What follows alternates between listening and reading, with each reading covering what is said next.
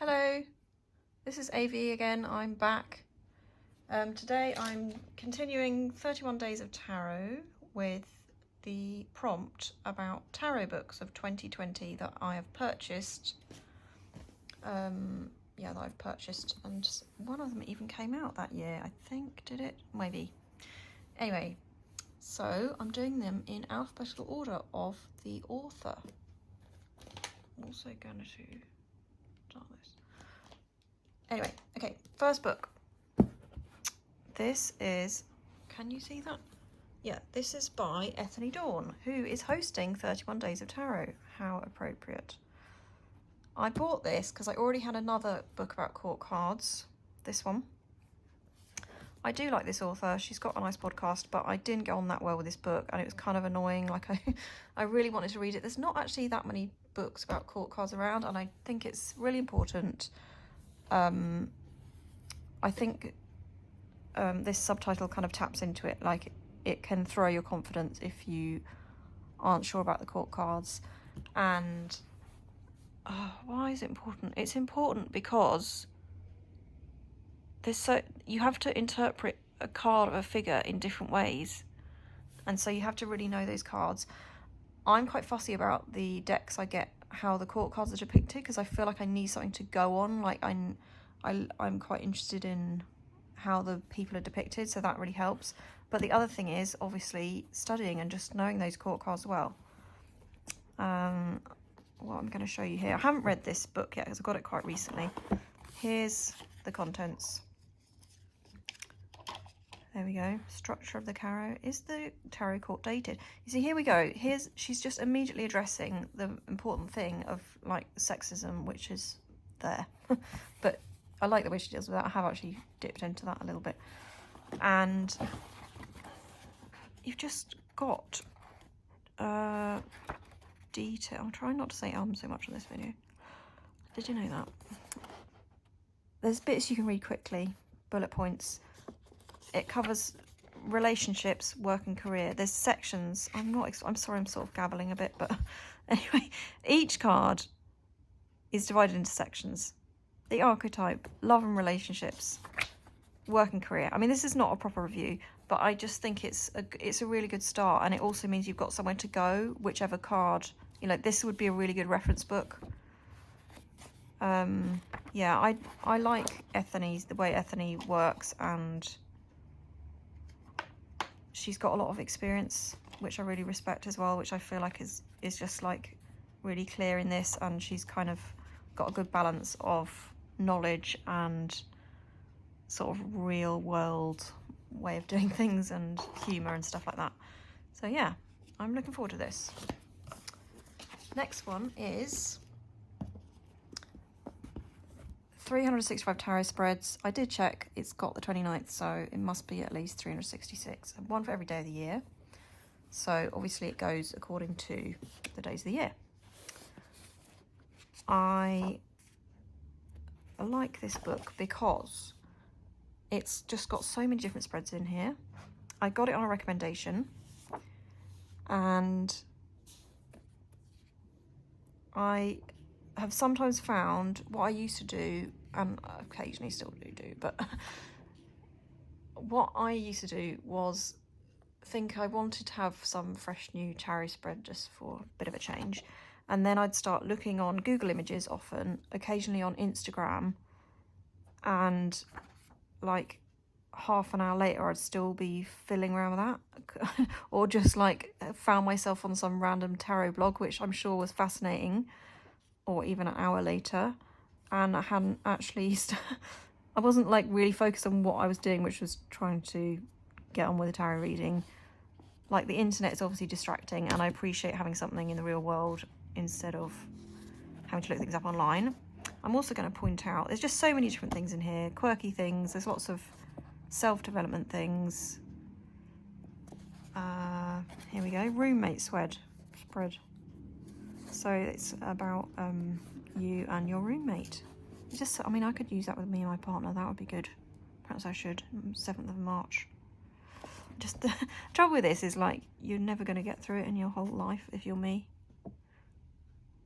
Anyway, Yeah, and the other thing that's great is at the back, it's divided up into sections. So, I mean, this is more, I can't think of a word apart from quirky, which isn't really what I mean. But anyway, this is just kind of random. But here, things like creativity, finance, it's like areas of life, general advice. So these are the things you would almost like start Googling for, but instead you can go to this book.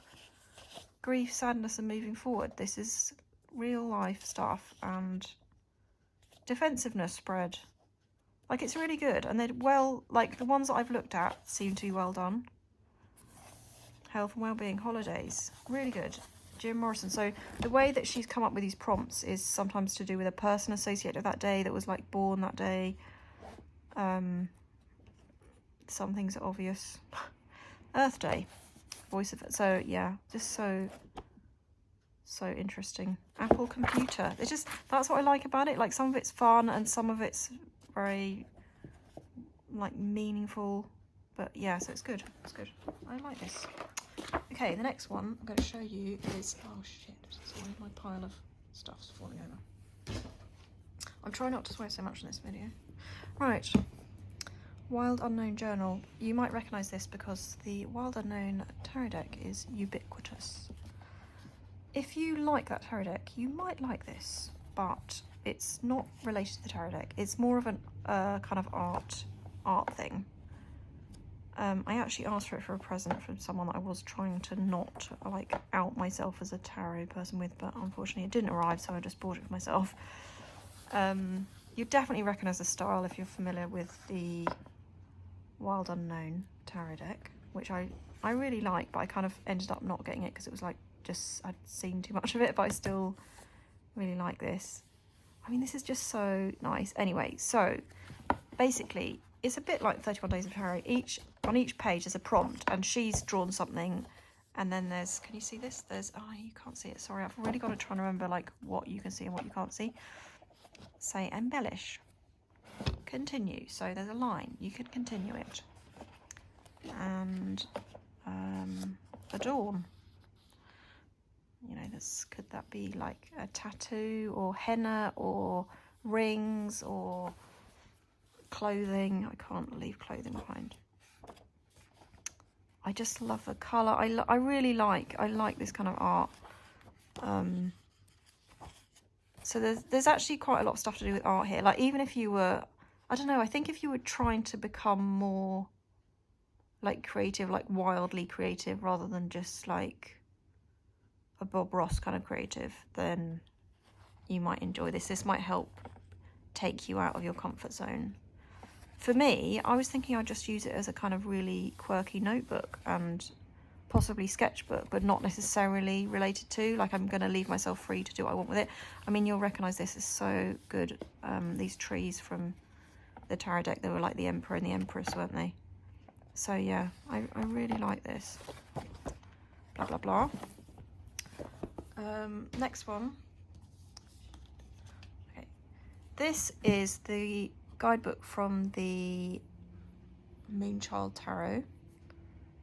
I'm not sure if I actually got this in 2020, but I started reading it in 2020, so that counts. It's a bit new agey, but it also makes perfect sense. It's not, it's like both kind of like West Coast America channel-y kind of stuff, which personally I don't tend to like always go for those kind of things, but this is like makes me want to more. It's like a really good connect. It's kind of grounded, and it's kind of off in the like spiritual realms of, can't finish the sentence, but anyway. It's a really well organized book with these words, things you can look at quickly, the words, these questions to ask yourself or the person you're reading for. And this is so useful. This would be really good in loads of tarot books. It's just so concise. So it basically explains the imagery in the deck really quickly. There's a few little magical things. Here we go. lunar magic. It's not a big part of the book, but it is there. And this deck's full of imagery of ancient monuments and things, but it just makes it all make sense. So sometimes I feel like there's a deck that looks really great, but then you look at the book and it's like it doesn't relate to what your idea of the tarot is to begin with, and then it doesn't really explain what it's thinking, whereas this makes so much sense. And then also there's reverse cards, so that's good. Yeah, so that I'm just gonna leave that. It's Danielle, Noel.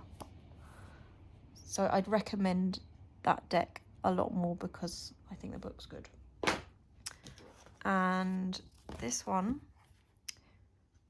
this is another one I've got relatively recently. I haven't read a lot, but I've looked at it a bit.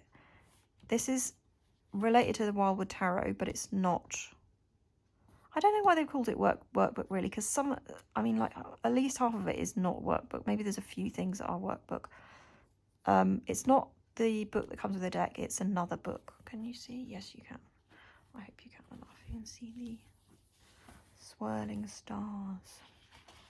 Anyway, so I'm going to point out 3 things. To be honest, I bought this book for like the Wheel of the Year diagram because I got confused, because the one in the actual book, the companion book, there's a diagram of like the Wheel of the Year related to that tarot deck. Oh god, it's silly. Anyway, why am I putting, I wish I could edit, I won't be able to edit this out, so sorry, that was a tangent. Anyway, sections I like in this book. So I'm trying to just read the bits I like of this book and not tell myself to read it all. But first of all, there's myths, especially related to the cards that are different from the Wildwood to the normal tarot deck. And I think even if you haven't got the tarot deck, which I haven't even got this tarot deck yet, but I still find this really interesting. So say like it's got the green man and the green woman. This card that I remember that, what's her name? Cosmic Creeper said was one of her favourite high priestesses, and I thought it was really interesting. I think because this whole deck's so earthy, and we often associate earthiness with the Empress, but it's interesting, a kind of like earthy and otherworldly high priestess card. Yeah, so that's interesting. It's all about the archetypes, this bit. And then every single one of the court cards has an explanation, which is really useful because of them being these animals, which might be, and it's all the myths associated with the animals, so it kind of connects that. Whereas I think maybe that's the hardest part of that deck. So yeah, I'm kind of into that. And then another part is another section that goes through the tarot deck again. I think it's just the Major Arcana, and it's like the thoughts of the creators and like why the kind of personal stories associated with the cards. And I like that. I like these kind of like little personal diary type things. Yeah, and then the third, fourth, whatever. Anyway, next little bit I'm going to show you is these meditations, which are like, I think this is a bit like what they call path working, but it's kind of like imagine yourself into situations. It's kind of meditation where it's just like a guided meditation. It takes you on a story and you meet people and you see things. It's kind of, it's weird actually. They did actually do this in school with me a few times, like with our classes. So I'm quite interested in that as well. So there's a couple of those. Here we go. Chambered to meditation. Yeah, so that's that. Have I done my 3? 5? 5, right. Here we go. So I think you can see what all these are just from the pictures, but 365 Tarot Spreads by Sasha Graham. Your Tarot Court by Ethony Dawn, the famous Ethony Dawn. Wild Unknown Journal by Kim Krans. Danielle Noel's Moonchild Tarot. And Wild Magic, the Wild Tarot Workbook by Mark Ryan and John Matthews. Thanks for being with me. I hope you enjoyed that video. If you did, click the thumbs up button. And next time I don't know which order I'm going to put out these videos in, so I don't know what will happen next time. But prompt for day 5 is the card that stalked you, so I'm sure you'll be interested to know what I have to say about that one. Bye.